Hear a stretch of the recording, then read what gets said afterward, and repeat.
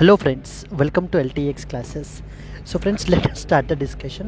Before that there was a small announcement. మన యొక్క flagship UPSC infinity course ఇప్పుడు మీకు live plus recorded classes available ఉంటాయి. So దీంట్లో మనకి GS prelims plus mains cover అవుతుంది, NCERT foundation, current affairs, CSAT, prelims test series, mains answer writing ఇవన్నీ కూడా కవర్ అవుతాయండి మనకి.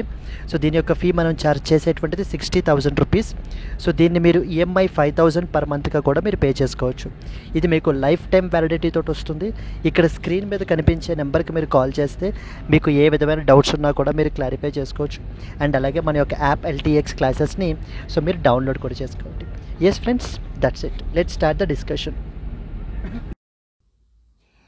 Hello friends, welcome to 3rd April daily Hindu news analysis. ఈ వీడియోలో మనము 3rd April హిందూ న్యూస్ పేపర్లో పబ్లిష్ అయినటువంటి ఇంపార్టెంట్ ఆర్టికల్స్ని డిస్కస్ చేద్దామండి. Let us start the discussion. So friends, మనము Delhi edition of the Hindu newspaper నుంచి ఆర్టికల్స్ని అయితే కనుక పిక్ చేసుకుని ఇక్కడ మనం డిస్కస్ చేస్తున్నాము. Let us see the first important article. Ahead of the BIMSTEC summit in Bangkok, doubts persist over Modi and as well as Yunus meeting అని చెప్పేసి మనకైతే కనుక సో ఫస్ట్ ఇంపార్టెంట్ ఆర్టికల్ అయితే పబ్లిష్ అయింది. There was one such important organisation called as BIMSTEC గురించి మనం అయితే కనుక మాట్లాడుకోవాలి. Second important one, speaker cannot be indecisive on the pleas over the defection says Supreme Court. Supreme Court రీసెంట్గా మనకైతే కనుక యాంటీ డిఫెక్షన్ గురించి అయితే కనుక కొన్ని స్టేట్మెంట్స్ అయితే కనుక చేశారండి. దాని గురించి ఇక్కడ మనం మాట్లాడుతాం. Third important one, ensure education, hygiene, health care in the rural areas says Supreme Court. Supreme Court రీసెంట్గా మనకి ఏంటంటే కనుక రూరల్ ఏరియాస్లో హోలిస్టిక్ డెవలప్మెంట్ అనేటువంటిది ఉండాలంటే కనుక ఎడ్యుకేషన్ మీద, హైజీన్ మీద, హెల్త్ కేర్ మీద ఫోకస్ అయితే పెట్టాలి గవర్నమెంట్ అంటూ సో కొన్ని అబ్జర్వేషన్స్ అయితే మనకి చేశారు. దీని గురించి we will discuss here. US man arrested for entering the restricted North Sentinel Island. Andaman and Nicobar ఐలాండ్స్లో మనకి ఏంటంటే there was one such important మనకి ఏంటంటే remote island called North Sentinel island. ఈ నార్త్ సెంటినల్ ఐలాండ్కి ఒక US మ్యాన్ అయితే కనుక ఎంటర్ అవ్వడం జరిగింది. So later on he was arrested. ఏంటి దాని గురించి అనేటువంటిది మనం ఇక్కడ మాట్లాడుకుంటామండి. Digital child abuse, the danger of artificial intelligence based exploitation అంటూ మనకి ఎడిటోరియల్ పబ్లిష్ అయింది. So we will see it here. Committees were formed to amend the nuclear liability laws, says the minister. So మన యొక్క nuclear కామర్స్ని ఇంకా strengthen చేయడం గురించి మనకి ఏంటి అని అంటే కనుక కమిటీస్ని అయితే కనుక ఎస్టాబ్లిష్ చేశారు. Indian navy seizes 2,500 kg of narcotics in the Indian ocean operation. So రీసెంట్గా మనం క్యారీ అవుట్ చేస్తున్నటువంటి ఆపరేషన్ అండర్లో అరౌండ్ 2,500 kg ఆఫ్ నార్కోటిక్స్ని, హెరాయిన్ మధ్య కూడా మనకైతే కనుక సీజ్ చేయబడడం జరిగింది. So we will see those important points here. So ఇవి మనం అయితే కనుక ఇవాళ చూసేటువంటి important articles. Let us see the first important article అండి. Ahead of the BIMSTEC summit in Bangkok, doubts persist over Modi and as well as Yunus meeting అంటున్నారు. So prime minister of India Narendra Modi and the adviser so of the Bangladesh that is మనకి మొహమ్మద్ యూనూస్ ఈ యొక్క meeting అనేటువంటిది జరుగుతుందా అంటే BIMSTEC సమ్మిట్కి ఇప్పుడు ఈ రెండు దేశాలు కూడా మనకైతే కనుక అటెండ్ అయినప్పుడు on the side lines of this meeting మనకైతే కనుక మీట్ అవుతారా అంటూ ఒక question mark, still the doubt అయితే కనుక మనకు ఉంది అని చెప్పడం జరుగుతుంది. కానీ ఇక్కడ అప్కమింగ్ ఎగ్జామ్ పర్స్పెక్టివ్లో బిమ్స్టెక్ యాజ్ సచ్ ఆర్గనైజేషన్ గురించి మనకి క్లియర్గా తెలియాలి. అండ్ అలాగనే సో అప్కమింగ్ ప్రిలిమ్స్కి సంబంధించి కొన్ని ఇంపార్టెంట్ ఆర్గనైజేషన్స్ అంటే 2024-25లో న్యూస్లో ఉన్నటువంటి ఆర్గనైజేషన్స్ గురించి కొన్ని నేనైతే మీకు ఇన్ఫర్మేషన్ చెప్తానండి. అవి ప్రిలిమ్స్లో వచ్చేటువంటి అవకాశాలు అయితే కనుక ఉన్నాయి. బిమ్స్టెక్ గురించి మనకు వెళ్ళిపోయే ముందు కొన్ని ఇంపార్టెంట్ ఆర్గనైజేషన్స్ గురించి మనకు తెలియాలి. అఫ్కోర్స్ బిమ్స్టెక్ కూడా వన్ ఆఫ్ ది ఇంపార్టెంట్ ఆర్గనైజేషనే. వాటిల్లో ఇంపార్టెంట్ ఆర్గనైజేషన్ వచ్చేసి మనకి ఏంటంటే కనుక quad. So quad as such grouping అనేది మనకి చాలా ఇంపార్టెంట్. క్వాడ్ విషయానికి వస్తే మనకి ఏంటంటే కనుక ఏ కంట్రీస్ అండి దీంట్లో మెంబర్స్. సో మీకు మళ్ళీ కొత్తగా అది తెలియని విషయం ఏమీ కాదు. So that is first one వచ్చేసి ఇండియా, సెకండ్ వన్ వచ్చేసి మనకి ఏంటి అని అంటే కనుక United States of America, then the third one is Japan and fourth one is Australia. ఈ 4 దేశాలు కలిపి మనకి Quad, so quadrilateral security dialogue అంటూ మనకైతే కనుక ఫామ్ చేశారు కదా. ఈ క్వాడ్ సమ్మిట్ 2024లో మనకి ఏంటంటే యునైటెడ్ స్టేట్స్ ఆఫ్ అమెరికాలో జరిగింది. సమ్మిట్ అయిపోయిన తరువాత one important declaration called as Wilmington declaration అనేటువంటి దాన్ని మనకి అడాప్ట్ చేయబడడం జరిగింది. Wilmington declaration. ఇప్పుడు ఇక్కడ మనకి అదే అడుగుతారండి, ప్రిలిమ్స్లో అడుగుతారు statements. Wilmington declaration is often seen recently in the news. It is associated with which particular bloc అని అడుగుతారు. లైక్ క్వాడ్, G20, G7 ఇలా ఇస్తుంటారు మనకి. సో దేర్ఫోర్ విల్మింగ్టన్ డిక్లరేషన్ అనేది 2024లో మనకి అడాప్ట్ చేసుకున్నారు. రెండవది 2025లో ఏ కంట్రీ హోస్ట్ చేస్తోంది మనకి అని అంటే కనుక ఇండియా ఈజ్ హోస్టింగ్ అండి. India will host the Quad summit అనేటువంటి దాన్ని మనమైతే కనుక హోస్ట్ చేయడం అయితే కనుక జరుగుతోంది. So this was the first important grouping. Prelims పర్స్పెక్టివ్లో అడిగే క్వశ్చన్స్ మీకు తెలియాల్సినటువంటివి. రెండవది వచ్చేసి G20 గ్రూపింగ్ అండి. G20 గ్రూపింగ్కి సంబంధించి మనకి తీసుకుంటే 2024లో something called as Rio de Janeiro declaration adopt చేసుకున్నారు. Rio declaration. So Rio de Janeiro declaration అనేటువంటి దాన్ని మనకి అడాప్ట్ చేసుకోబడడం జరిగింది. ఇక్కడ అడుగుతారు మనకి ఈ రియో డి జెనేరో డిక్లరేషన్ రీసెంట్గా న్యూస్లో ఉంది. ఇది క్వాడ్కి సంబంధించింది, G20కి సంబంధించి, G7కి సంబంధించింది, SCOకి సంబంధించింది, ఇలా అడుగుతుంటారు. ఈ రియో డి జెనేరో డిక్లరేషన్ వచ్చేసి మనకి 2024లో G20 కంట్రీస్ బ్రెజిల్లో మనకైతే కనుక మీట్ అయ్యాయి. మన యొక్క ఇండియన్ ప్రైమ్ మినిస్టర్ కూడా మనకైతే కనుక అటెండ్ అయ్యారండి G20 సమ్మిట్కి. G20 సమ్మిట్కి అటెండ్ అయినప్పుడే మనకి ఏంటంటే క్యారీకామ్ లీడర్స్ సమ్మిట్ని కూడా మనకైతే కనుక అటెండ్ చేశారు. ఇక 2025లో ఏ కంట్రీ హోస్ట్ చేస్తోంది, ఇవి స్టేట్ లెవెల్ ఎగ్జామ్స్లో అడుగుతూ ఉంటారు. సౌత్ ఆఫ్రికా హోస్ట్ చేస్తుందండి G20 సమ్మిట్ని. సౌత్ ఆఫ్రికా విల్ హోస్ట్ మనకి G20 సమ్మిట్. ఇక థర్డ్ ఇంపార్టెంట్ ఆర్గనైజేషన్ మనకు తెలియాల్సింది ఏంటంటే కనుక so that is something called as G7 గురించి మనకి ఏం తెలియాలి. G7 2024లో one of the important summits మనకైతే కనుక ఇటలీలో జరిగింది. It was held in the Italy. And ఇది చాలా సిగ్నిఫికెంట్, ఎందుకంటే 50th యానివర్సరీ మనకైతే కనుక జరిగిందండి ఈ యొక్క గ్రూప్కి సంబంధించి. So 50th anniversary of this group took place. So and 51st that is అంటే 50th సమ్మిట్ మనకైతే కనుక ఇటలీలో జరిగింది. 50th సమ్మిట్ మనకి ఇటలీలో జరిగింది. మన యొక్క ప్రైమ్ మినిస్టర్ కూడా మనకైతే కనుక అటెండ్ చేశారు. So here you should understand that ఈ G7 అంటున్నాం కాబట్టి మరి కంట్రీస్ ఇంపార్టెంట్ మనకి. ఏ కంట్రీస్ వీటిల్లో పార్ట్ అనేటువంటిది మనకి తెలియాలి. ఏ కంట్రీస్ అని అంటే కనుక సో ద కంట్రీస్ వచ్చేసి ఫ్రాన్స్, నెక్స్ట్ వన్ వచ్చేసి మనకి ఏంటంటే కనుక Germany, then we have the Italy, so then UK, Italy, and then UK, USA, Canada, okay, UK, USA, Japan, and as well as Canada. So these are the countries which are part of G7.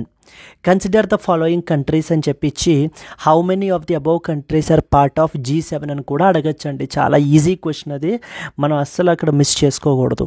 ఇక్కడ ఒక note point ఏం తెలియాలి మనకి, India G7లో మెంబరా? India is not a member of G7. Please be very clear అండి. మనము G7లో member కాదు, కేవలం అబ్జర్వర్ మాత్రమే అనేటువంటి పాయింట్ మీద మనకి క్లారిటీ ఉండాలి. So that is the important organisations. అంటే క్విక్ రివిజన్ అనమాట మనకి అప్కమింగ్ ప్రిలిమ్స్కి. సో క్వాడ్కి సంబంధించి విల్మింగ్టన్ డిక్లరేషను, G20కి సంబంధించి రియో డి జెనేరో డిక్లరేషను, G7 వచ్చేసి మనకి ఏంటంటే ఇటలీలో జరిగింది. 50th సమ్మిట్ అయితే కనుక జరిగింది. ఆ కంట్రీస్ ఎవరెవరు, నెక్స్ట్ వచ్చేసి ఇండియా మెంబరా కాదా, 2025లో ఎవరు హోస్ట్ చేస్తున్నారు. 2025లో మనకి కెనడా హోస్ట్ చేస్తుందండి. Canada will host this summit. Clear. ఇంకొంచెం ముందుకెళ్తే ఇంకొక రెండు గ్రూపింగ్స్ ఉన్నాయి నేను చెప్పదలుచుకున్నది మీకు. నాలుగోది వచ్చేసి we have SCO, that is Shanghai cooperation organization. SCO India మెంబరా కాదా SCOలో? Yes, India is a member అండి SCOలో మనకి. దీనికి సంబంధించి మనకి 2024లో ఆస్తానాలో జరిగింది సమ్మిట్ వచ్చేసి. ఆస్తానా కజకిస్తాన్లో జరిగింది summit, which resulted in the adoption of something called as Astana declaration adopt చేసుకున్నారు. ఇప్పుడు ఆస్తానా డిక్లరేషన్ అని చెప్పించి ఇది ఏ గ్రూప్కి సంబంధించిందని అడిగే అవకాశాలు మనకు ఉన్నాయి. కాబట్టి ఆస్తానా డిక్లరేషన్ 2024లో మనకి ఆస్తానా కజకిస్తాన్లో జరిగింది. SCO Shanghai cooperation organization. Yes. And then next వచ్చేసి మనకి ఏంటంటే 2025లో చైనా హోస్ట్ చేస్తుందండి. China will host the event. ఇక్కడనే one of the important permanent organization అయితే కనుక ఉంటుంది. That is something called as RATS అంటాం. రాట్స్ అంటే అర్థం ఏంటంటే రీజనల్ యాంటీ టెర్రరిస్ట్ స్ట్రక్చర్. ఈ ర్యాట్స్ అనేటువంటిది దేనికి సంబంధించింది అని కూడా మనకు అడుగుతుంటారు. So that is RATS is associated with that of the Shanghai cooperation organisation అనే పాయింట్ మీద మనకి క్లారిటీ ఉండాలి.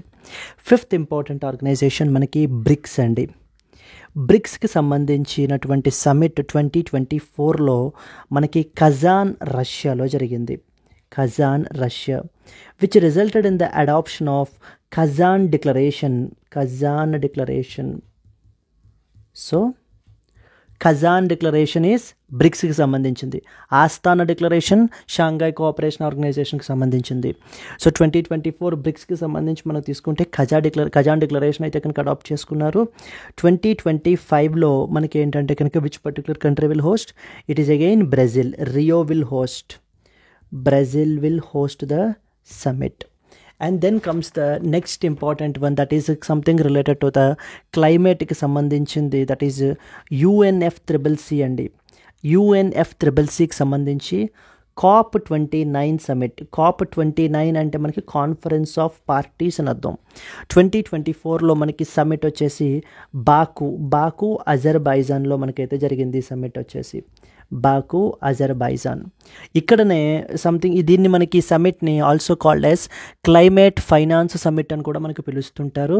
And something called as new collective quantified goal అనేటువంటి దాని మీద డిస్కషన్ జరిగింది. ఇక్కడ new collective quantified goal, nothing but climate finance goal. అంటే ఏం కాదు, ఈ యొక్క డెవలపింగ్ కంట్రీస్కి ఈ యొక్క ఫండింగ్ అది కూడా ఎంత మొబిలైజ్ చేయాలి, ఎంత ప్రొవైడ్ చేయాలి అని చెప్పేసి మనకి చూసుకుంటుంది ఈ యొక్క NCQG, new collective quantified goal అని చెప్పేసి.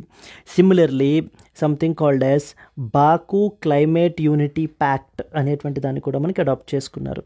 Climate unity pact was also adopted. This was another important organization. So that is UNFCCC. Next one వచ్చేసి BRICS, Shanghai Cooperation Organization. Then we have the G7. Then we have Z20. Then we have the Quad. Wilmington Declaration గుర్తు రావాలి, Quad. Rio Declaration Z20. Next వచ్చేసి G7 ఇటలీలో మనకి జరిగింది. 50th anniversary జరుగుతుంది. SCO Astana declaration అనగానే SCO. RATS regional anti terrorist structure అనగానే SCO. Kazan declaration అంటే బ్రిక్స్కి సంబంధించింది. Baku new collective quantified goal దేనికి సంబంధించింది అని అంటే UNFCCCకి సంబంధించింది. అలాగే Baku climate unity pact is also associated with that of the మనకి ఏంటంటే కనుక something related to that of the climate change అన్న విషయం మనకి క్లారిటీ ఉండాలి. So these are the some other important organisations. Regional organisations అనేవి ఎగ్జామ్లో మనకి చాలా important. And now coming to the present organisation which is known as BIMSTEC అంటారు. ఈ బిమ్స్టెక్ అనేటువంటి ఆర్గనైజేషన్ మనకి ఏంటంటే Bay of Bengal initiative for multi-sectoral technical economic cooperation అంటామండి. ఈ యొక్క బిమ్స్టెక్ని Bay of Bengal initiative for multi sectoral technical and as well as economic cooperation అని పిలుస్తాం. దీంట్లో మనకి 7 మెంబర్స్ అయితే కనుక ఉంటారు. We have the 7 member countries are part of the BIMSTEC. మనకి అంటే ఈ 7 మెంబర్స్ పేర్లు కూడా మనకి గుర్తుండాలి ఎవరెవరు అనేటువంటిది. ఈ యొక్క బిమ్స్టెక్ని జనరల్గా మనకి ఇప్పుడు ఏంటంటే సార్క్కి ఆల్టర్నేటివ్గా, సో సార్క్ మీటింగ్స్ అనేటువంటివి మనకి జరగట్లేదు కదా, సో సార్క్కి సంబంధించి ఆల్టర్నేటివ్గా ఈ యొక్క బిమ్స్టెక్ని మనకి ఏంటి అంటే ప్రమోట్ చేయబడడం జరుగుతుంది. And at the same time ఈ బిమ్స్టెక్ అనేటువంటి గ్రూపింగ్ని కూడా చైనా యొక్క ఇన్ఫ్లుయెన్స్ని, చైనా వాళ్ళు వాళ్ళ యొక్క బెల్ట్ అండ్ రోడ్ ఇనిషియేటివ్ ద్వారా కనెక్టివిటీ ప్రాజెక్ట్స్ని చేసుకుంటూ మనకి ఏంటంటే ఇన్ఫ్లుయెన్స్ని పెంచుకుంటున్నారు. అదేవిధంగా మనం ఏంటంటే కనుక దాన్ని కౌంటర్ చేయడం గురించి ఈ యొక్క బిమ్స్టెక్ అనేటువంటి దాన్ని కూడా ఒక ఇంపార్టెంట్ ప్లాట్ఫామ్గా మనం అయితే కనుక కన్సిడర్ చేస్తాం. సో బిమ్స్టెక్లో మనం తీసుకుంటే కనుక ఎంతమంది మెంబర్ కంట్రీస్ అనుకున్నాము? 7 మెంబర్ కంట్రీస్ అండి. So they are very easy to remember. ఎందుకనంటే మనకి ఏంటంటే for example first one B తీసుకున్నాం అనుకోండి. బిలో మన నైబరింగ్ కంట్రీస్ ఏమేంటి? Which is Bangladesh. We have Bangladesh. Then next B again B for Bhutan. I for next I కదా, I for India. Okay, next M for Myanmar. Okay, then next వచ్చేసి S for Sri Lanka. Okay, then T for Thailand. How many countries? Bangladesh, Bhutan, India, Myanmar, Sri Lanka, Thailand, and finally Nepal. ఈ countries అన్నీ కలిపి మనకి ఏంటంటే కనుక BIMSTEC కంట్రీస్గా 7 member countries దీంట్లో part అయి ఉంటారు. ఈ బిమ్స్టెక్కి సంబంధించినటువంటి సమ్మిట్ 2025లో బ్యాంకాక్ మనకి ఏంటి అని అంటే కనుక థాయిలాండ్లో మనకి జరుగుతోందండి ఈ సమ్మిట్ వచ్చేసి. సో దీనికి సంబంధించి మొత్తం ఈ యొక్క కంట్రీస్ యొక్క హెడ్స్ అయితే కనుక ఇక్కడ మనకి అటెండ్ అయితే కనుక అవుతారు. అండ్ మొన్న 2024లో ఈ యొక్క బిమ్స్టెక్కి సంబంధించి అది మనకి ఆర్టికల్లో పబ్లిష్ చేయలేదు, కానీ మీకు తెలియాల్సిన విషయం అనమాట. Something called as BIMSTEC charter అని ఫోర్స్లోకి వచ్చింది మనకి. BIMSTEC charter came into force in May 2024.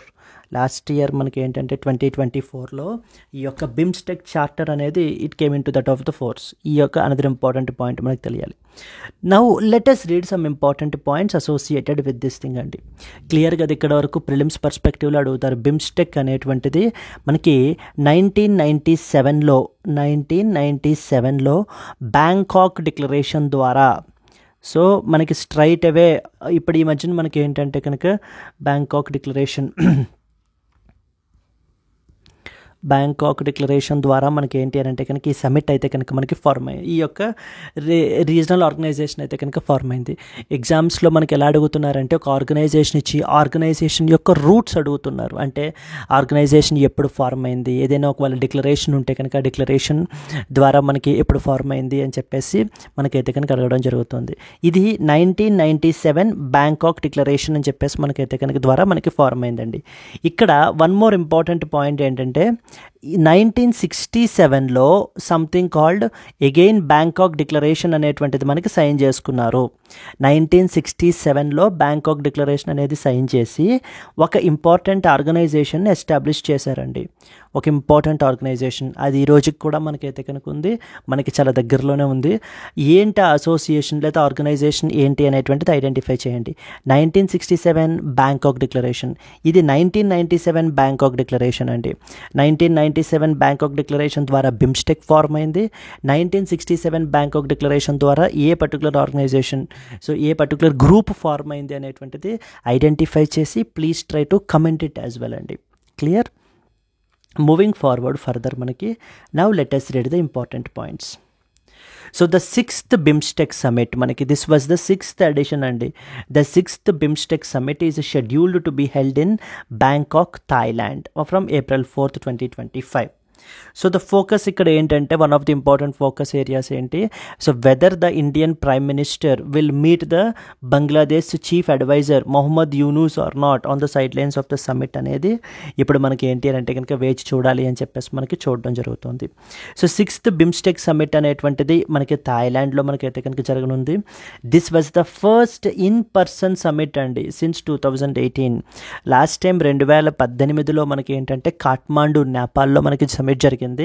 ఇక ఆ తర్వాత మనకి కోవిడ్ అది కూడా వచ్చి, సో తర్వాత ఏమైందంటే ప్రీవియస్ సమ్మిట్ 2022 వచ్చేసి మనకి వర్చువల్గానే మనకి కండక్ట్ చేశారు అండర్ ద శ్రీలంకాస్ లీడర్షిప్ మనకి. So the theme of this summit వచ్చేసి మనకి prosperous, resilient and as well as open BIMSTEC at times ప్రిలిమ్స్లో మనకి థీమ్ కూడా అడిగే అవకాశాలు మనకు ఉన్నాయి. అట్ ద సేమ్ టైం మెయిన్స్లో కూడా మనకి ఏంటంటే బిమ్స్టెక్ యొక్క రెలవెన్స్ గురించి, బిమ్స్టెక్ యొక్క సిగ్నిఫికెన్స్ గురించి అడిగేటప్పుడు కూడా మీరు ఏంటంటే లేటెస్ట్గా ఈ యొక్క బిమ్స్టెక్ సమ్మిట్ 2025లో మనకి బ్యాంకాక్ థాయిలాండ్లో జరిగింది విత్ ద థీమ్ అని చెప్పేసి రాయటం వల్ల so that shows how updated you are అనేటువంటిది మీకు కనిపిస్తుంటుంది మనకి. Clear. So the major developments which are expected ఏంటంటే కనుక the adoption of declaration of the 5th BIMSTEC summit expect చేస్తున్నారు. ఒక మెరిటైమ్ ట్రాన్స్పోర్ట్ కోఆపరేషన్ మీద ఒక అగ్రిమెంట్ అయితే కనుక మనకి సైన్ చేసుకునేటువంటి అవకాశాలు మనకైతే ఉన్నాయని చెప్తున్నారు. మనకి ఈ యొక్క మోదీస్ విజిట్ తీసుకుంటే కనుక సో ద డైర్ ఇస్ డాన్ మియాంగ్ ఎయిర్పోర్ట్కి బ్యాంకాక్ అయితే విజిట్ చేస్తారు. ఆ తర్వాత థాయ్ ప్రైమ్ మినిస్టర్ తోటి షెన్వాత్రా తోటి మనకైతే కనుక మీటింగ్ అనేటువంటిది ఉంటుందండి. ఆ తర్వాత dinner will be hosted for visiting heads. So తర్వాత థాయ్ కింగ్ని దట్ ఈస్ మహా వజీరా లాంగ్ కార్న్ తోటి మీట్ అయితే కనుక అవ్వడం జరుగుతుంది. అయితే ఇవి గుర్తుపెట్టుకోవాల్సిన అవసరం ఏం లేదు, ఏవేం చేస్తారనేది మెయిన్లీ. సో ఈ యొక్క ప్రైమ్ మినిస్టర్, థాయిలాండ్ యొక్క ప్రైమ్ మినిస్టర్ గురించి స్టేట్ లెవెల్ ఎగ్జామ్స్లో అడగచ్చు, లేకపోతే థాయ్ కింగ్ గురించి మనకైతే కనుక అడగచ్చు. That's where you are expected to know. Now with respect to the some important background with respect to BIMSTEC.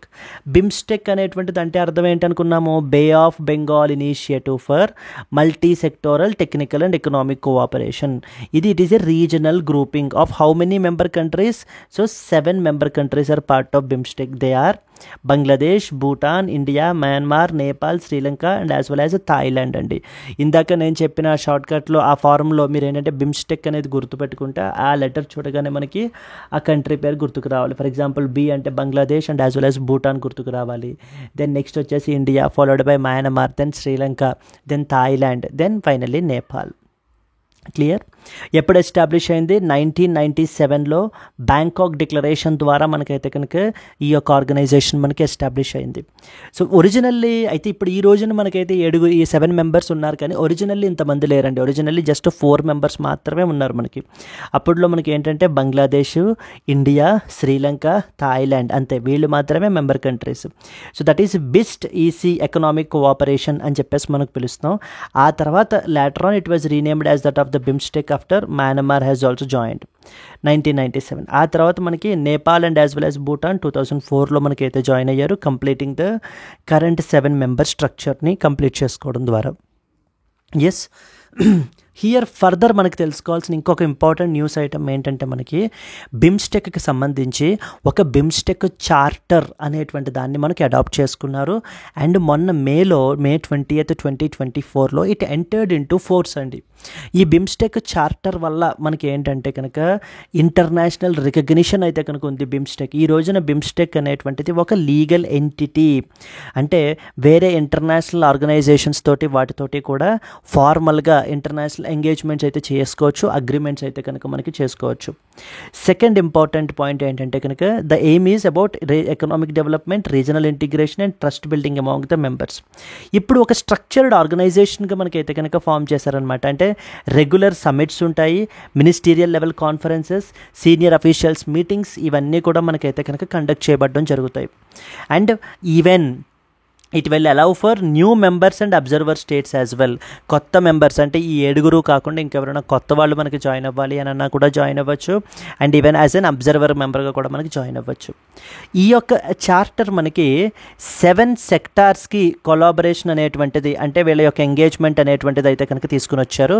ఒక్కొక్క కంట్రీ ఒక్కొక్క ఇదిలో ఒక్కొక్క సెక్టార్ని మనకి లీడ్ చేస్తుంటుంది. ఫర్ ఎగ్జాంపుల్ బంగ్లాదేశ్ మనం తీసుకున్నాం అనుకోండి, trade, investment and development sector. Bhutan తీసుకుంటే environment and as well as climate change sector మనకు చూస్తుంది. India security including even energy security కూడా మనం ఏంటి అని అంటే కనుక లీడ్ చేస్తాం. మయన్మార్ వచ్చేసి agriculture and food security. Nepal people to people contact. Sri Lanka science, technology and innovation. And finally Thailand which is connectivity. ఒక్కొక్క కంట్రీ ఒక్కొక్క సెక్టార్ని మనకి లీడ్ చేస్తుంది. టోటల్ 7 countries కదా. సో 7 sectorsలో కొలాబరేట్ అవ్వాలి అని చెప్పేసి ఈ బిమ్స్టెక్ చార్టర్లో మనకైతే కనుక ఇది చేయబడడం జరిగిందండి. Clear. Moving on to the next one. ఒక పాసిబుల్ మెయిన్స్ క్వశ్చన్ మనం చూసుకుంటే, how does BIMSTEC enhances the regional cooperation in the bay of Bengal region, discuss its significance for the India's foreign policy. So BIMSTEC as such organisation అనేది మనకి చాలా important, ఎందుకంటే సార్క్కి ఒక ఆల్టర్నేటివ్గా మనం ఏంటి అని అంటే కనుక ఈ గ్రూప్ ద్వారా మనం ఎంగేజ్ అవుతున్నాము నైబరింగ్ కంట్రీస్ తోటి. అండ్ అలాగనే మనకి ఏంటి అని అంటే కనుక చైనా యొక్క ఇన్ఫ్లుయెన్స్ని కౌంటర్ చేయడానికి కూడా ఈ బిమ్స్టెక్ కంట్రీస్ మనకి ఏంటి అని అంటే కనుక దీంట్లో కొలాబరేట్ అవుతూ ఉంటారండి మనకి. Yes. And further moving forward, ఒక ప్రిలిమ్స్ క్వశ్చన్ ఎలా ఉండొచ్చు, which of the following statements about BIMSTEC is are correct అని చెప్పేసి మనకు అడుగుతున్నారు. First one, it is initially formed as a SAARC EC and later renamed as BIMSTEC. Okay. This grouping includes all the South Asian nations. Okay. The third one, BIMSTEC charter came into force in 2024. Fourth one, Pakistan is a founding member of the BIMSTEC. So first statement చూడండి, it was initially formed as a SARC-EC and later as that of renamed as BIMSTEC. Wrong statement అండి మనకి. So SARC is altogether a different organization. Second one, అన్ని South Asian nations include అయి ఉన్నాయి అంటున్నారు. ఎప్పుడూ కూడా generally యూపీఎస్సీలో only, all, none ఇలాంటి స్టేట్మెంట్స్ 90% మనకి తప్పు ఉంటాయండి మనకి. ఓకేనా. So the grouping includes all అంటున్నారు కాబట్టి ఇక్కడ all South Asian nations members కాదు అన్న విషయం మీకు తెలుసు. ఓన్లీ 7 మెంబర్ నేషన్స్ మాత్రమే మెంబర్స్ అని. థర్డ్ది, BIMSTEC charter came into force in 2024. Yes, absolutely correct. May 20th, 2024లో బిమ్స్టెక్ చార్టర్ మనకి ఫోర్స్లోకి వచ్చింది. దానివల్ల ఒక లీగల్ ఎంటిటీగా మనకైతే రికగ్నిషన్ వచ్చింది. At the same time so దాని ద్వారా మనకి ఏంటంటే ఈ యొక్క గ్రూపింగ్ ఇప్పుడు వేరే ఆర్గనైజేషన్స్ తోటి మనకైతే కనుక కొలాబరేట్ అవ్వాలన్నా, అగ్రిమెంట్స్ అవి చేసుకోవాలన్నా ఇవన్నీ కూడా మనకి చేయొచ్చు. Then fourth one, Pakistan is a founding member of BIMSTEC అంటున్నారు. Absolutely wrong statement. Pakistan is not part of the BIMSTEC మనకి. So what was the answer? C is the answer manaki.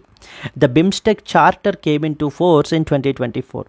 BIMSTEC was initially, that is BIST EC, which is in 1997, not as a SARC EC. It does not include all South Asian countries. మొత్తం అన్నింటినీ కూడా మనకి ఏంటి అని ఇక్కడికి include అవ్వదు. Because Pakistan, Maldives, Afghanistan వీళ్ళెవ్వరూ members కాదు. ఇక్కడ మనకి ఏంటంటే కలిపేసి ఇచ్చేస్తారు. Consider the following countries, A Pakistan, B India, then next వచ్చేసి మనకి మయన్మార్, మాల్దీవ్స్, థాయిలాండ్, ఆఫ్ఘనిస్తాను, ఏవేవి మెంబర్ కంట్రీస్, లేకపోతే how many of the above are member countries, ఇలాంటి స్టేట్మెంట్స్ ఇస్తారు మనకి. బిమ్స్టెక్ మెంబర్ కంట్రీస్ చాలా క్లియర్గా గుర్తుండాలి. Yes. And the charter came into force ఎప్పుడమ్మా? May 20th, 2024లో బిమ్స్టెక్ యొక్క చార్టర్ ఫోర్స్లోకి వచ్చింది అని చెప్పేసి మనం మాట్లాడుకున్నాం. Pakistan is not a member of that of the BIMSTEC. బిమ్స్టెక్లో పాకిస్తాను మెంబర్ కాదు. This was the first important article that you are expected to know about. Moving to the second article, speaker cannot be indecisive on the pleas over the defection, says Supreme Court. Supreme Court నుంచి మనకి ఎటువంటి అవి ఏమైనా observations అయినా, లేకపోతే ఎటువంటి statements అయినా, judgements అయినా, ఓరల్ అబ్జర్వేషన్స్ అయినా కూడా మనకి చాలా ఇంపార్టెంట్ అండి. ఎందుకంటే వాటిని మన యొక్క ఆన్సర్స్లో కూడా మనం కోట్ చేసుకోవచ్చు, మెయిన్స్ ఆన్సర్స్లో. And at the same time supreme court అలా ఏదైనా ఇష్యూ మీద కమెంట్ చేస్తోంది అని అంటే ఖచ్చితంగా ఆ ఇష్యూ మనకి అప్కమింగ్ ప్రిలిమ్స్ ఎగ్జామ్స్లో ఆ టాపిక్ మొత్తం మనకి క్లారిటీ ఉండాలి. సో దెన్ ఇప్పుడు మనకి ఏం చెప్తున్నారు ఇక్కడ, దేని గురించి అని అంటే కనుక డిఫెక్షన్ గురించి. డిఫెక్ట్ అంటే moving from one particular party to that of the another party. మనకి ఏంటి అని అంటే కనుక డిఫెక్టింగ్ ద పొలిటికల్ పార్టీస్ అంటుంటారు. సో జనరల్లీ మనకి ఏంటంటే ఎలక్షన్స్ ముందు ఒక పర్టికులర్ పార్టీ టికెట్ తోటి కంటెస్ట్ చేసి ఎలక్షన్ అయిపోయిన తరువాత ఏం చేస్తారు, పార్టీ బికి షిఫ్ట్ అయిపోతూ ఉంటారు. అలాంటి దాన్ని మనం ఏమంటామంటే డిఫెక్షన్ అని చెప్పేసి అంటాం. ఇలా ఈ డిఫెక్షన్స్ అనేటువంటివి విపరీతంగా పెరిగిపోయాయి 1960s, 70sలో మనకి.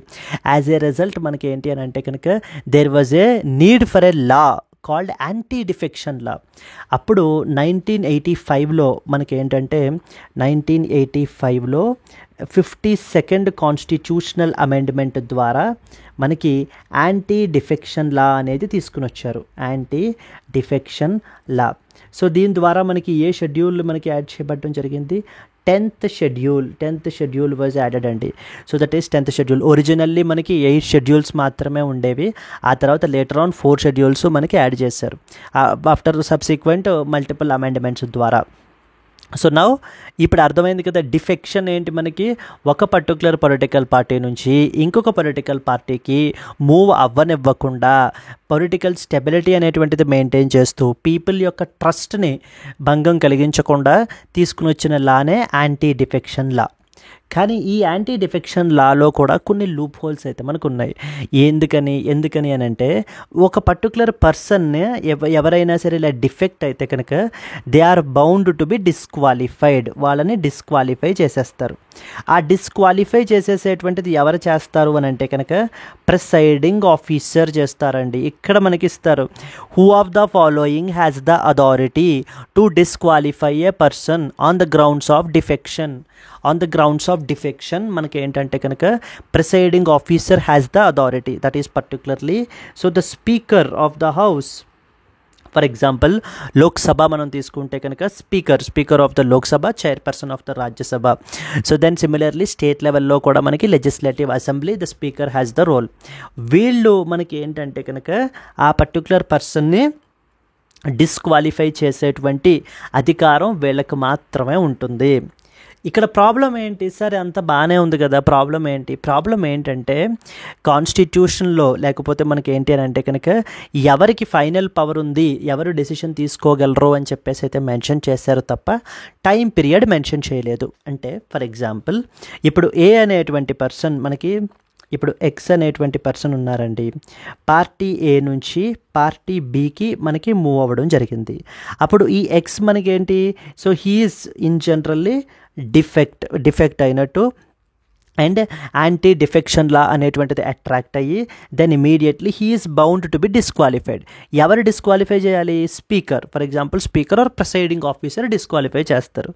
ఇక్కడ ప్రాబ్లం ఏంటంటే ఎప్పుడు డిస్క్వాలిఫై, ఇప్పుడు for example on day 1 disqualify defect అయ్యారనుకోండి, ఎప్పుడు లోపల డిస్క్వాలిఫై చేయాలి అనేటువంటిది టైం పీరియడ్ మెన్షన్ చేయలేదు. there is no specific time period so to under which so the presiding officer have to take the decision.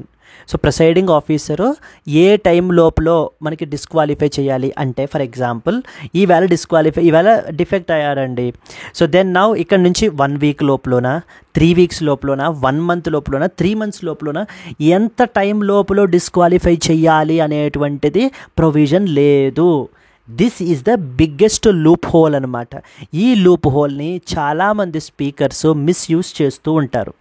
ఏ విధంగా అంటే కనుక, సో గవర్నమెంట్లోకి ఫర్ ఎగ్జాంపుల్ ఒక పర్టికులర్ ఎక్స్ అనే మెంబరు ఇప్పుడు డిఫెక్ట్ అవుతున్నారు. ఈ డిఫెక్ట్ అవ్వడం వల్ల రూలింగ్ పార్టీకి సపోర్ట్ ఇంకా పెరుగుతోంది అనుకోండి, అలాంటి వాళ్ళని మనకి ఏంటంటే స్పీకర్ డిస్క్వాలిఫై చేయట్లే, ఊరికే వాళ్ళ పిటిషన్ మీద అలా కూర్చుంటున్నారు.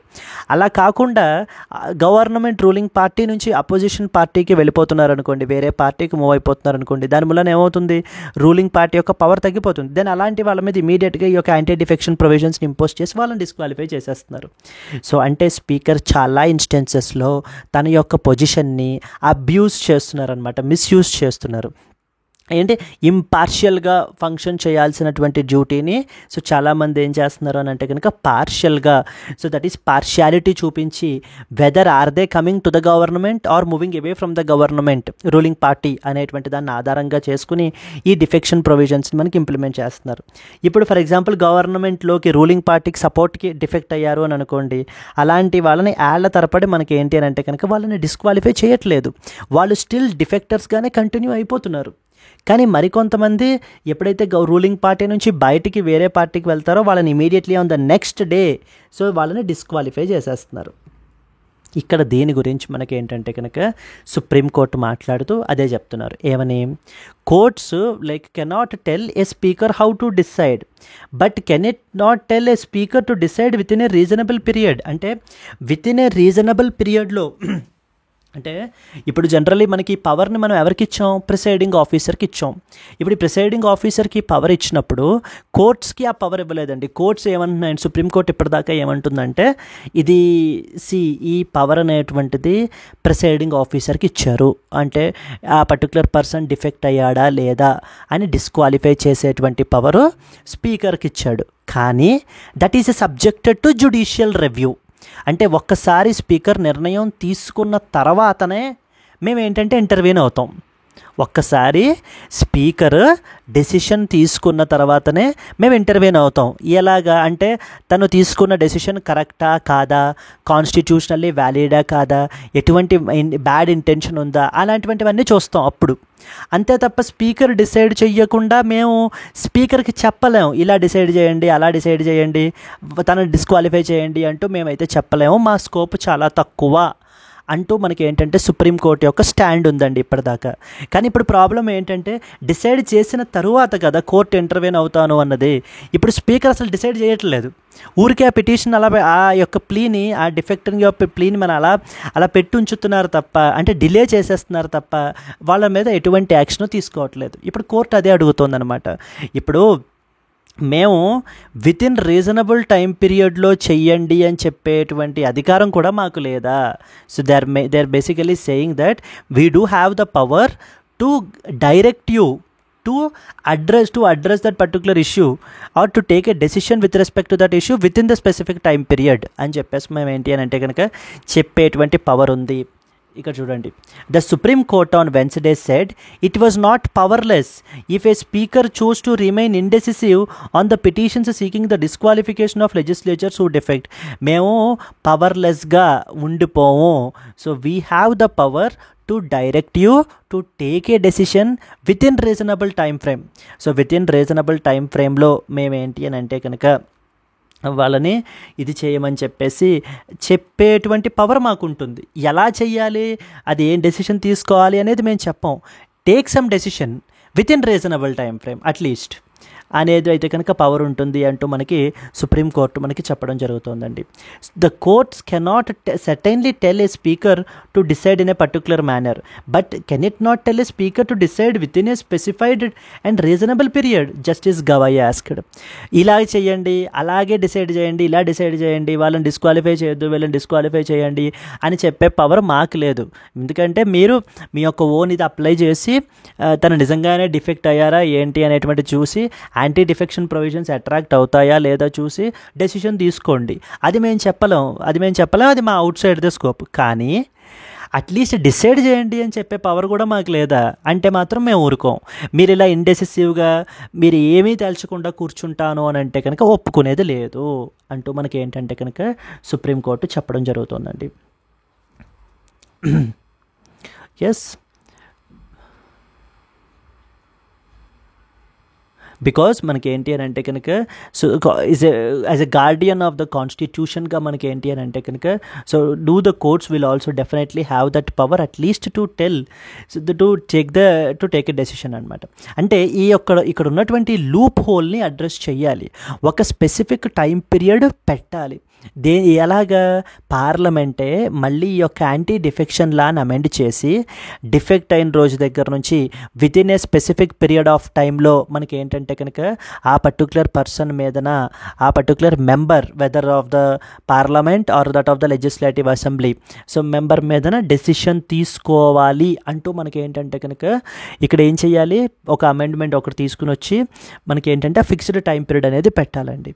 అండ్ చాలా సందర్భాల్లో అసలు స్పీకర్కి రోల్ అనేది ఇవ్వడం కరెక్టా కాదా, ఏ రోలు, ఒక పర్టికులర్ పర్సన్ని డిస్క్వాలిఫై చేసేటువంటి రోలు స్పీకర్కి ఇవ్వడం కరెక్టా కాదా అంటూ మనకి సుప్రీంకోర్టు కూడా చాలా ఇన్స్టెన్సెస్లో మనకైతే కనుక లైక్ స్టేట్మెంట్స్ చేశారనమాట. ఎందుకంటే చాలా సందర్భాల్లో ఇందాక చెప్పినట్టుగా స్పీకర్ తన యొక్క పొజిషన్ని అబ్యూస్ చేస్తూ తనకిచ్చినటువంటి పవర్ని అబ్యూస్ చేస్తూ మనకి ఏం చేస్తూ ఉంటారంటే కనుక ఇలా నచ్చినటువంటి వాళ్ళని ఏంటి అని అంటే కనుక అలా వాళ్ళ పిటిషన్స్ మీద ఎటువంటి డెసిషన్ తీసుకోకుండా నచ్చనటువంటి వాళ్ళు అంటే వేరే పార్టీకి వెళ్ళిపోతున్నటువంటి వాళ్ళు, రూలింగ్ పార్టీ నుంచి వెళ్ళిపోతున్నటువంటి వాళ్ళ మీద ఇమీడియట్గా డెసిషన్ తీసుకోవడం, ఇలాంటివి completely abuse of power.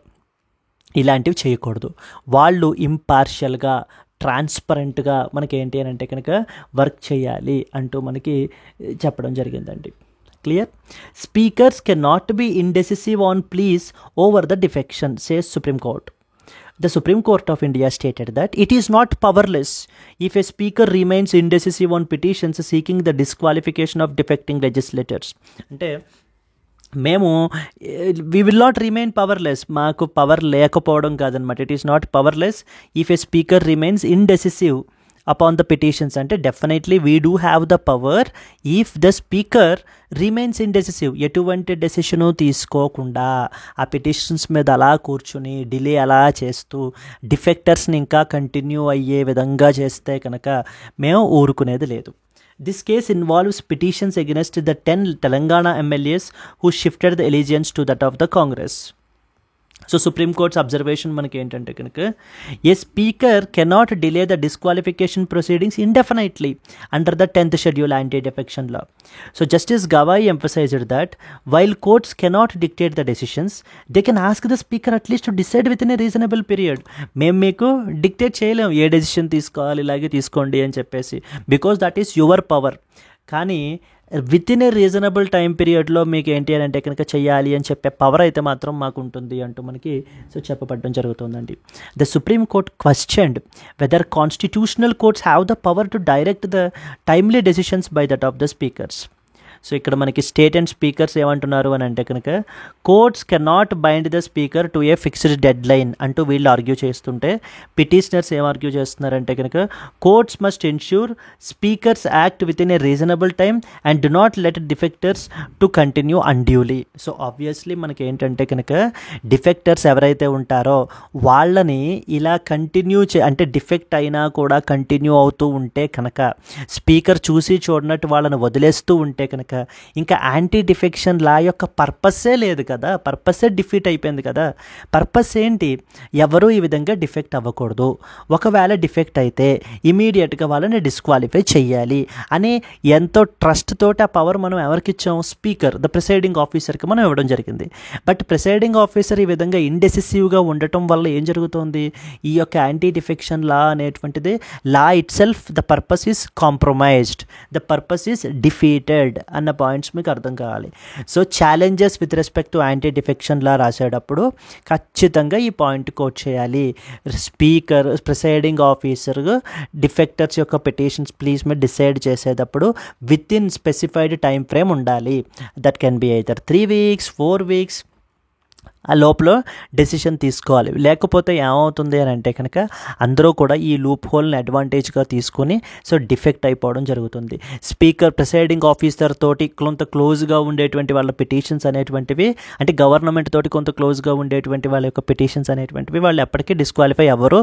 And they continue till the duration. ఆ 5 year పీరియడ్ అయిపోయేంత వరకు కూడా వాళ్ళు డిఫెక్ట్ అయిపోయినా స్పీకర్ వాళ్ళ మీద ఎటువంటి డెసిషన్ తీసుకోరు. తీసుకోకపోవడం వలన వాళ్ళు అలా మెంబర్స్గానే కంటిన్యూ అయిపోతూ ఉంటారు. క్లియర్ అండి? If the speaker does not act, the courts will have the power to intervene because as the guardians of the constitution. The Supreme Court highlighted that in a 5-year term, if a defection happens in the first year and the speaker delays the action for 4 years, courts cannot remain powerless.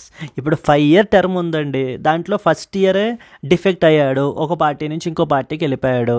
ఇప్పుడు ఎవరు తీసుకోవాలి decision? Speaker కదా తీసుకోవాలి. Speaker ఏం మాట్లాడకుండా next 4 సంవత్సరాలు కూడా అదే చూస్తున్నాను, ఆ పిటిషన్ అదే ఆలోచిస్తున్నాను, డిఫెక్ట్ అయ్యాడా లేదా అనేది చూస్తున్నాను, చూసి డెసిషన్ తీసుకుంటానని ఆ 4 సంవత్సరాలు గడిపేశాడు అనుకోండి. 5 ఏళ్ళు అయిపోయినట్టే కదా, టర్మ్ అయిపోయినట్టే కదా. ఇంకా ఇలా చేస్తూ ఉంటే కనుక we will not stay powerless, మేము ఖచ్చితంగా వి విల్ యాక్ట్ అంటూ మనకి సుప్రీంకోర్టు మనకి చెప్పడం జరుగుతుందండి. ఇక యాంటీ డిఫెక్షన్ లా గురించి తెలియాలంటే ఇది మనకి ఒరిజినల్లీ కాన్స్టిట్యూషన్లో లేదు. ఇది మనకి later on constitutional amendment, that is 52nd amendment act 1985 ద్వారా మనకి దీన్ని కాన్స్టిట్యూట్ చేయబడడం జరిగింది. 10th షెడ్యూల్ని ఇన్కార్పొరేట్ చేశారు to prevent the political instability due to frequent party switching by MPs or MLAs. ఫ్రీక్వెంట్గా పార్టీస్ని స్విచ్ అయిపోతూ ఉండటం వల్ల మనకి ఏమవుతుందంటే పొలిటికల్ ఇన్స్టెబిలిటీ అనేటువంటిది వచ్చేస్తుంది.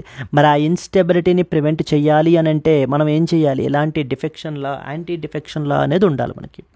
There are certain grounds for disqualification అండి. First and foremost voluntary resignation from the party.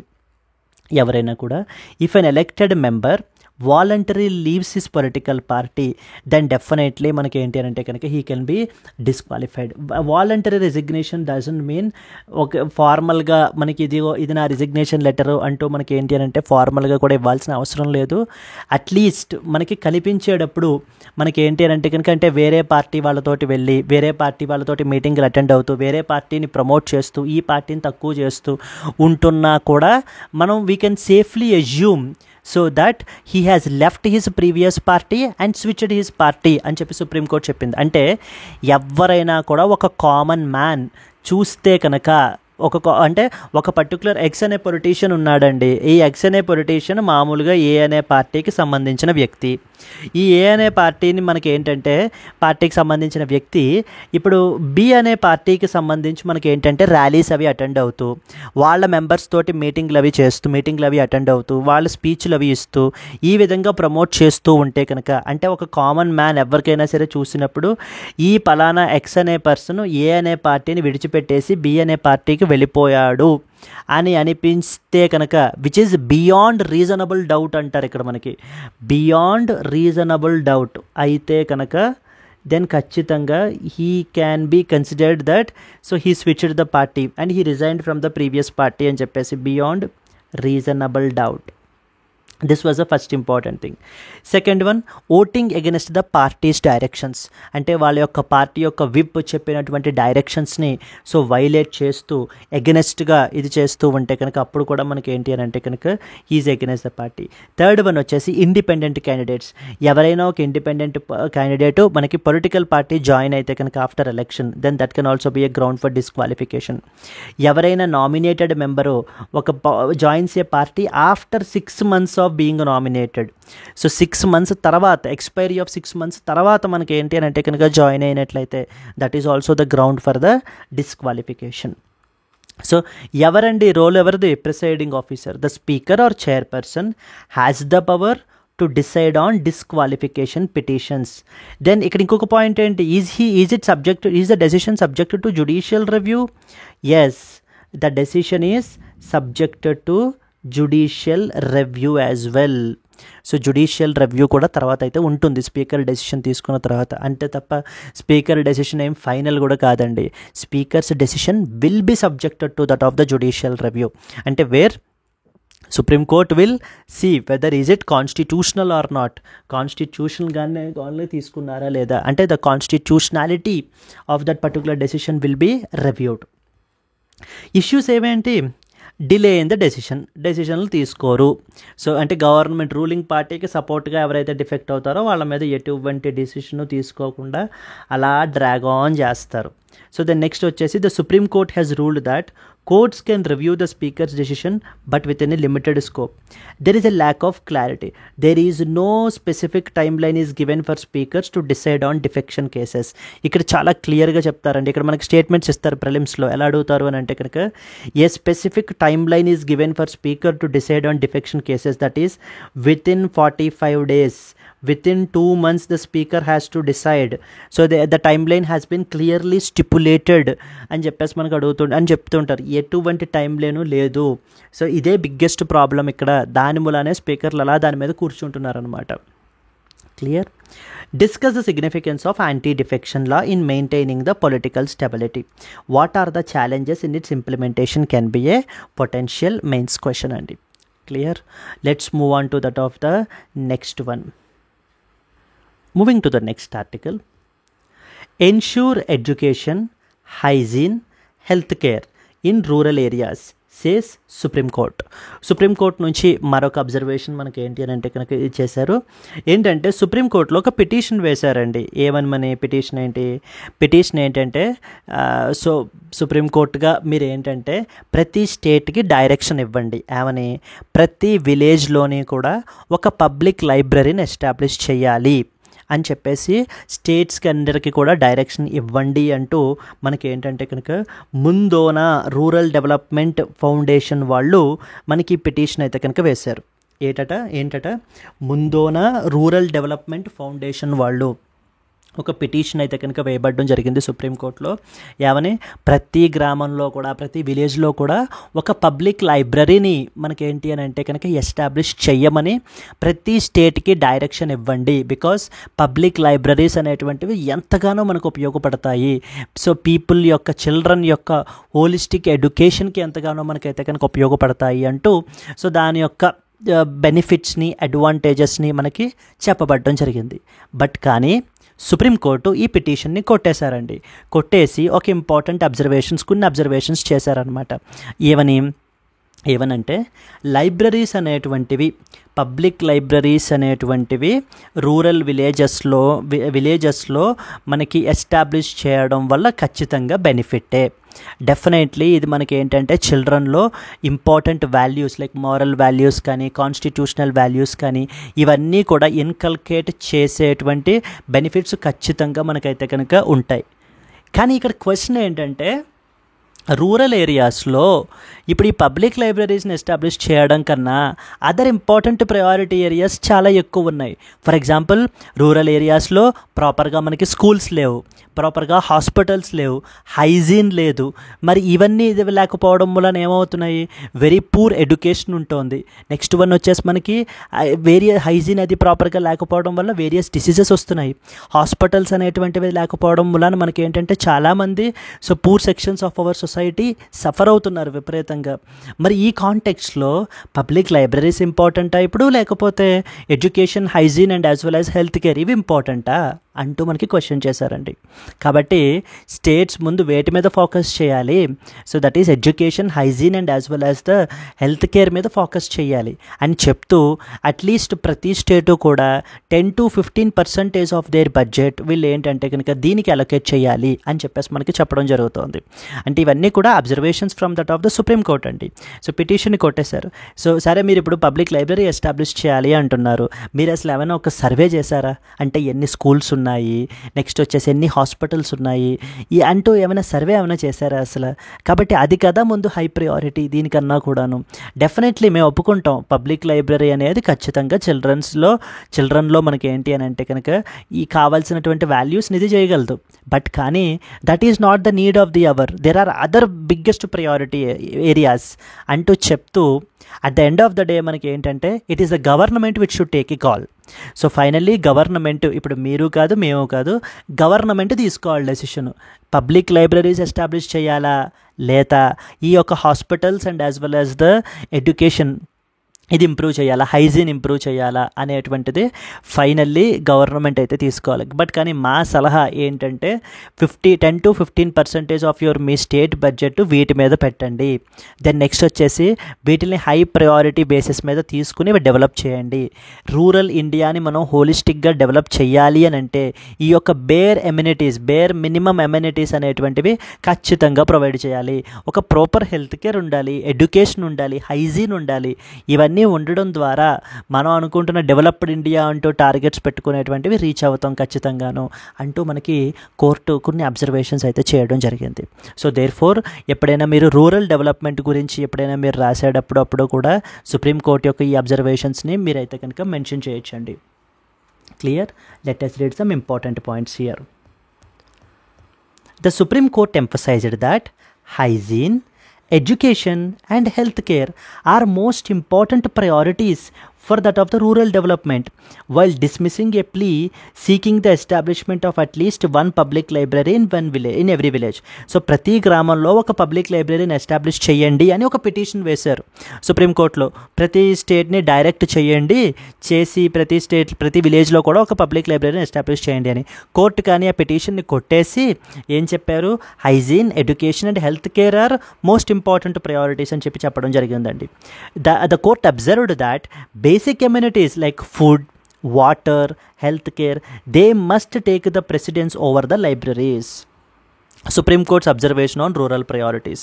So that is a bench justice led by Suryakant stated that, అంటే ఒకవేళ మీకు గుర్తున్నా ఎవరు చెప్పారు అనేటువంటిది గుర్తున్నా లేకపోయినా కూడా పర్వాలేదండి, రాయకపోయినా పర్వాలేదు, బట్ అట్లీస్ట్ అబ్జర్వేషన్ మనకు రాయడం వల్ల సో దట్ మేక్స్ ఇంకా మన యొక్క ఆన్సర్ అనేది ఇంకా వాల్యూ పెరుగుతుందన్నమాట. Ensuring hygiene, education and health care is more crucial for the rural areas than that of the libraries అని చెప్తున్నారు.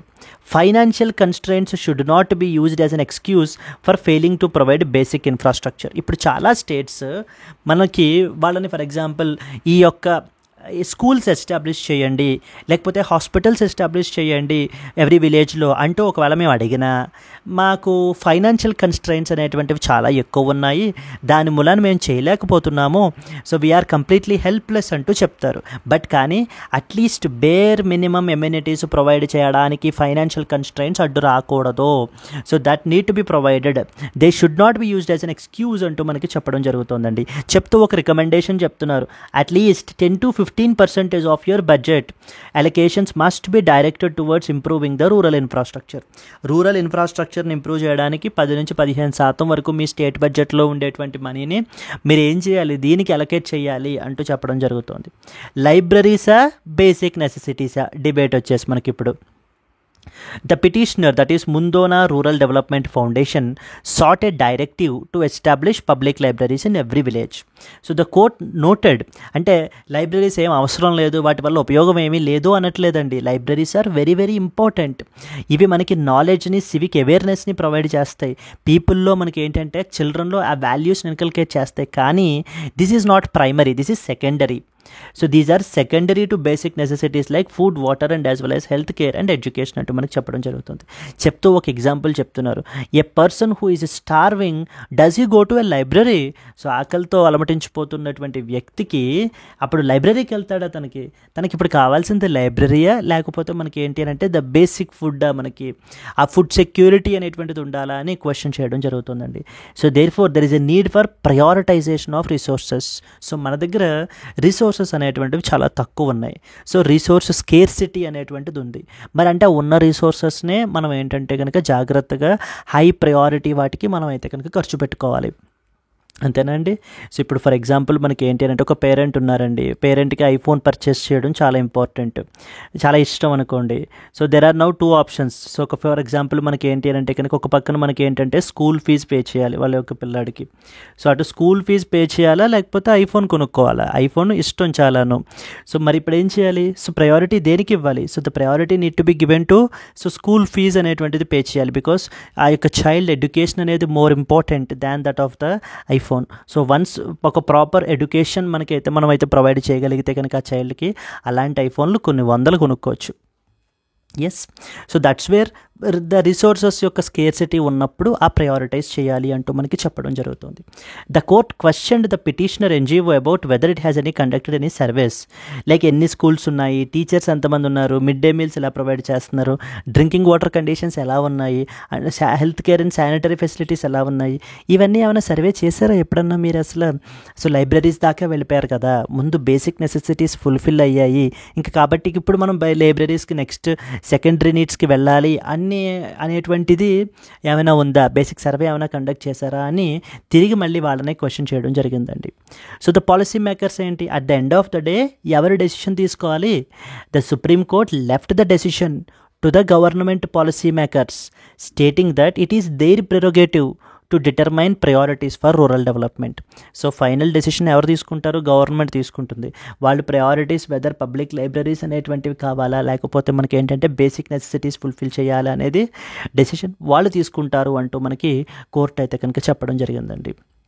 Yes, the petitioner here NGO sought the judicial intervention to mandate at least one public library per village. The court appreciated the role of libraries in educating rural children like history, culture, constitutional values, వాళ్ళ యొక్క rights ఇవన్నీ కూడా తెలుస్తాయి.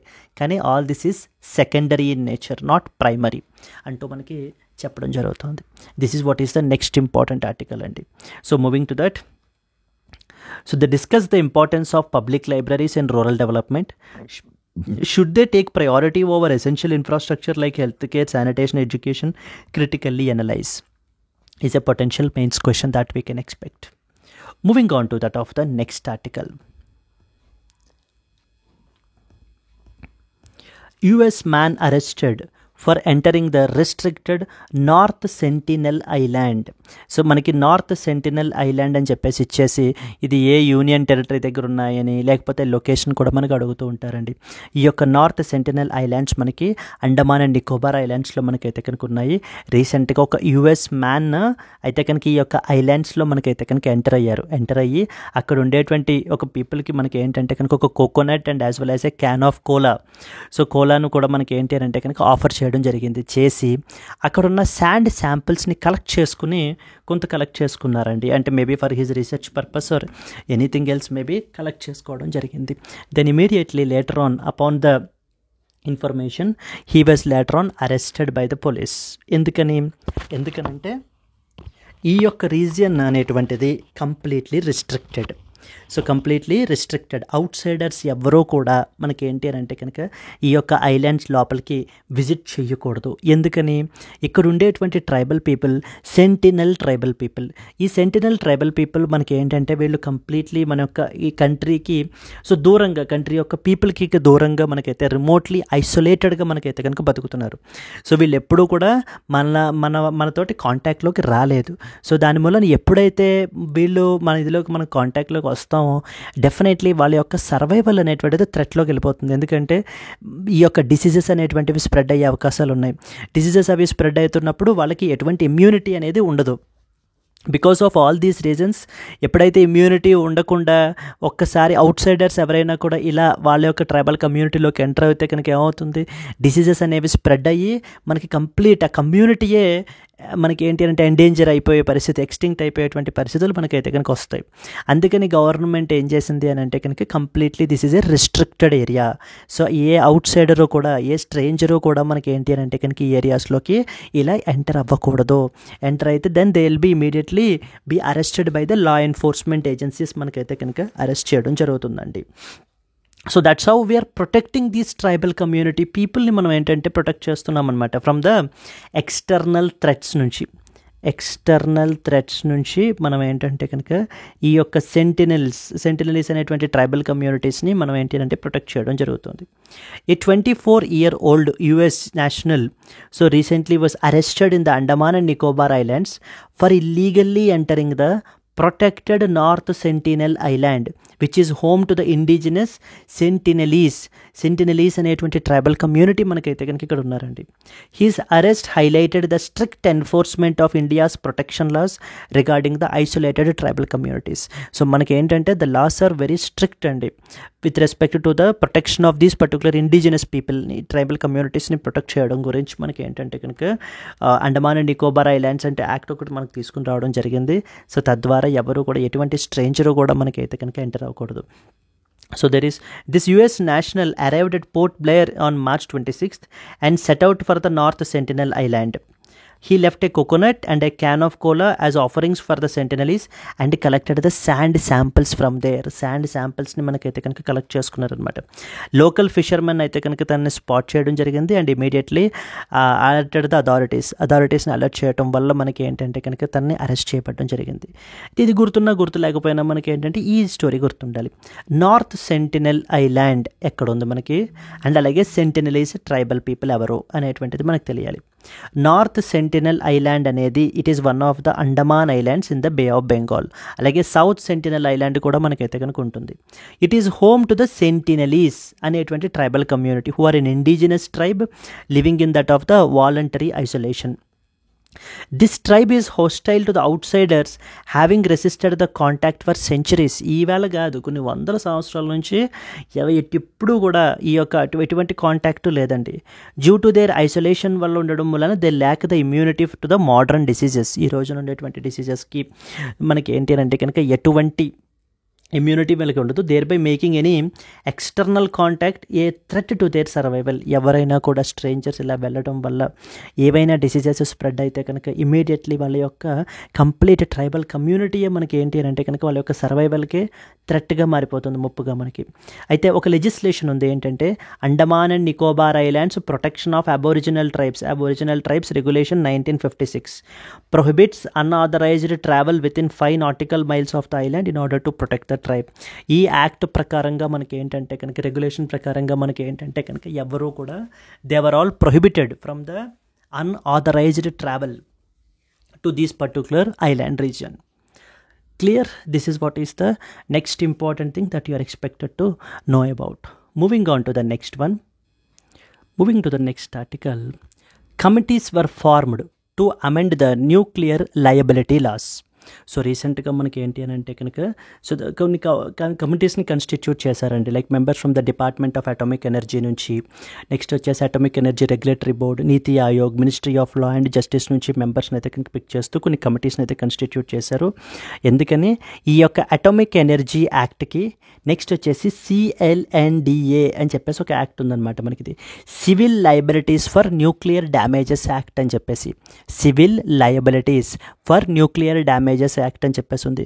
So వీటికి సంబంధించినటువంటి అమెండ్మెంట్స్ని discuss చేయడం గురించి government రీసెంట్గా కమిటీస్ని కన్స్టిట్యూట్ చేస్తుంది. ఎందుకంటే ఇప్పుడు ప్రైవేట్ సెక్టార్ని కూడా ప్రైవేట్ కంపెనీస్ని కూడా మనకైతే కనుక అలౌ చేస్తున్నాము to participate in building and commissioning the future nuclear reactors, says union minister for state science and technology Jitendra Singh. Yes, ఈ యొక్క మనకి ఏంటి అని అంటే కనుక just a minute. Yes, so the nuclear commerce involving India and Western companies have not been taken off despite the signing of India-US nuclear deal in 2008. So because of due to the liability issues వల్ల మనకి ఏంటి అని అంటే కనుక అనుకున్నటువంటి ఈ యొక్క nuclear commerce అనేటువంటిది ప్రాపర్గా లేదండి. అందుకని ఈ యొక్క అటామిక్ ఎనర్జీ యాక్ట్కి, CLNDA యాక్ట్కి మనకైతే కనుక అమెండ్మెంట్స్ అయితే కనుక ప్రపోజ్ చేస్తున్నాము. As part of that particular అమెండ్మెంట్స్ని డిస్కస్ చేయడం గురించి ఈ కమిటీస్ని మనకి కన్స్టిట్యూట్ చేస్తున్నారు. Yes, so let us read some important points here.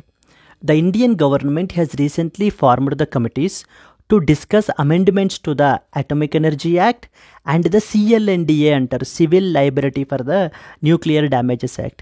The aim ఏంటంటే ప్రైవేట్ కంపెనీస్ని కూడా మనకి building and commissioning the nuclear reactors చేయడం గురించి మనకి ఏంటి అని అంటే కనుక కన్స్టిట్యూట్ చేయబడటం జరుగుతుంది. So the committee includes like members from department of atomic energy regulatory board, NITI Aayog, ministry of law and justice. So వీళ్ళ నుంచి మనకి ఏంటి అని అంటే కనుక మెంబర్స్ అనేటువంటి వాళ్ళు యాడ్ అవుతున్నారు. వీళ్ళు necessary amendments to facilitate private participation in the nuclear energy projects. Yes, so the యొక్క అమెండ్మెంట్స్ని మన ఈ బడ్జెట్లో మనకైతే కనుక ఇంట్రడ్యూస్ చేయడం జరిగింది. అయితే there are issues with the current CLNDA provisions అండి. There are 2 important things. First one వచ్చేసి operators liability and as well as suppliers liability అంటారు. Operators liability and as well as suppliers liability. So ఈ యొక్క 2012 amendment మనకి ద్వారా మనకి ఏం చేశారు అని అంటే కనుక సప్లయర్ లయబిలిటీని కూడా మనకైతే కనుక పెంచడం జరిగింది. Apart from that of the operators liability, international nuclear suppliers find some clauses in CLNDA unacceptable. Because ఎందుకంటే ఇవి సప్లయర్స్ మీద కూడా లయబిలిటీని మనకైతే కనుక ఇంపోజ్ చేస్తాయి. వీళ్ళు ఏమంటున్నారు అని అంటే ఎప్పుడైనా న్యూక్లియర్ పవర్ కాంపోనెంట్స్ అంటే ఎప్పుడైనా న్యూక్లియర్ యాక్సిడెంట్స్ అయినప్పుడు అప్పుడు కూడా ఆపరేటర్స్తో పాటుగా సప్లయర్స్ కూడా మనకి ఏంటి అని అంటే కనుక లయబుల్ అని చెప్పేసి మనకైతే చెప్పడం జరుగుతుంది. ఇవి international conventions like for example convention on supplementary compensation for nuclear damages అని ఉంది మనకి. ఇది మనకి లయబిలిటీ ఓన్లీ ఆపరేటర్స్కి మాత్రమే లిమిట్ చేసింది, అంతే తప్ప సప్లయర్స్కి లేదు.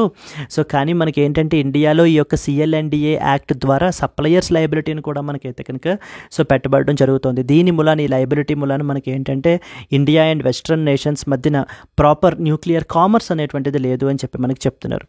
అదే రాశారు చూడండి. The controversial supplier liability clauses were added in 2012 after the intense debates in that of the parliament. Yes.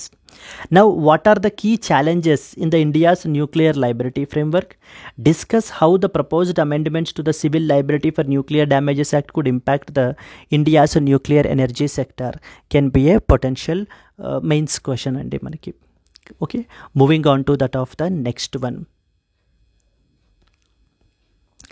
Navy seizes 2,500 kg of narcotics in the Indian ocean operation. So రీసెంట్గా మనకి ఏంటంటే ఈ యొక్క ఇండియన్ ఓషన్ ఆపరేషన్ అనేటువంటిది మనకి carry out చేయబడడం జరిగింది.